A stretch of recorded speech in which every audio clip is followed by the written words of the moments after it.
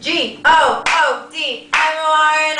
Good morning. Yeah, good morning. Good morning, everyone, and welcome to the Rock the Freedom Schools workshop, where you'll be learning an innovative K-12 approach to education, literacy, social action, and servant leadership. My job is to give you the essential elements of the integrated reading curriculum program so that you understand how to engage youth in culturally relevant reading experiences, meaningful discussions, as well as creative writing experiences.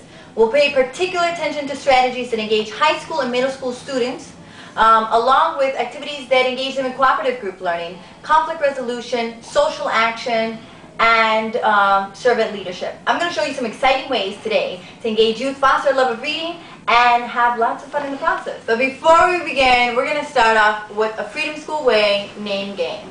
Alright, the first thing we're going to do is you're going to say your name. My name is Barbara Cornejo. My name is Barbara, and I'm going to do an action or movement along with that, okay? So I'm going to say, my name is Barbara, and I do like this.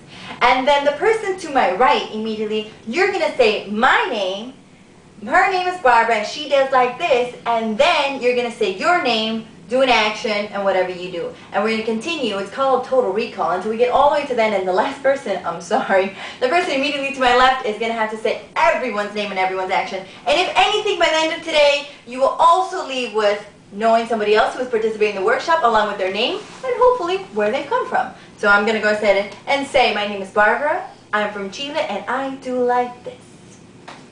And your name is? And you do like? Great. Okay, so we'll continue on with the name game. Thanks so much for participating. Right.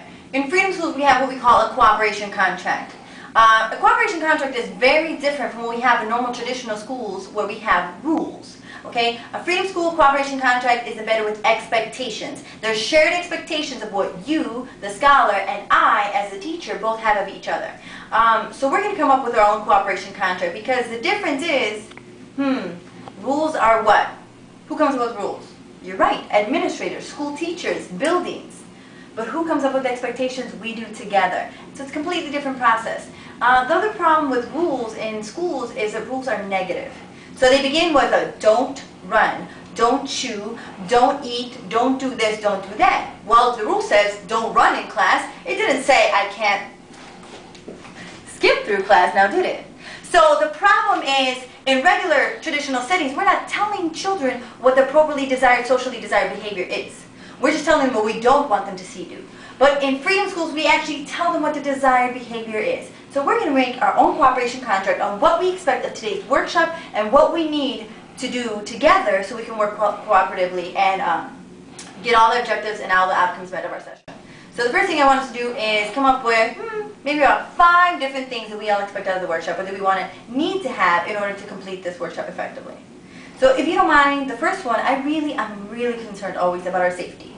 So if you don't mind, I would put here emotionally, mentally, and physically safe. EMPS, EMPS. Because I want everyone to be emotionally safe. I want everyone to feel that they can actively participate in the session, not feel that their opinion or that their question is going to be laughed at or judged in any particular way. I want everyone to be mentally safe. And by that I mean that you feel that this is an environment where you can share things that have happened to you in the past and you feel that no one is going to ridicule you for what you're sharing. And physically safe. This is a small setting. Alright, we're going to do a lot of movement, a lot of moving around, transitioning to different workstations, and I want to make sure we keep each other physically safe. Is that something everyone can agree with? Great. Alright, so emotionally, mentally, and physically safe. What else? What other kind of characteristics do we need for us to work well together in today's workshop? Respect. Okay, great. Give me an example of respect. Okay, well, respect. When you give respect to a scholar, you will let them know that respect is something that you give, respect is something that you receive. But in order to do that, we have in Freedom School what we call the one mic policy. So who's got the mic right now? I've got the mic right now. So when you want the mic, you just let me know, pass the mic. Pass the mic. All right. Now that we've come up with our 5 expectations of what we need to have, I want everyone to pull out their invisible marker. Go ahead, pull it out of your pocket. Roll it out, and I want you to sign our cooperation contract. I want you to sign your initials, your name, wherever it is that you want to sign. Go ahead and put that on there. And now it is binding. Just as a contract would be a record label contract, you just bought your first, second house, you bought a car. This is our contract, and we are binded by these expectations. So given that, we are now going to transition where I'm going to be actual servant leader mode. I'm going to be sitting in the reading circle with you all, and we are going to participate in a week 3 which is I Can Make a Difference in My Community book. We will be discussing the book We Beat the Streets, How a Friendship Pact Led to Success, about 3 doctors from New Jersey who made a pact that no matter what their circumstances, they were going to overcome and become doctors. The book is written by Sharon Draper. She's a phenomenal author, and our main focus today is going to be on unfortunate circumstances.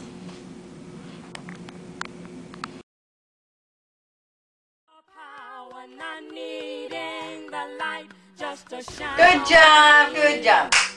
Good job, good job. G-O-O-D-J-O-B. Good job, good job. Great job, everyone. I really enjoyed your presentations, your chapter presentations, social action, and your cooperative group learning activities. Those are phenomenal. I'm excited to see what you're going to produce tomorrow. In day 2 of week 3, I can make a difference in my community.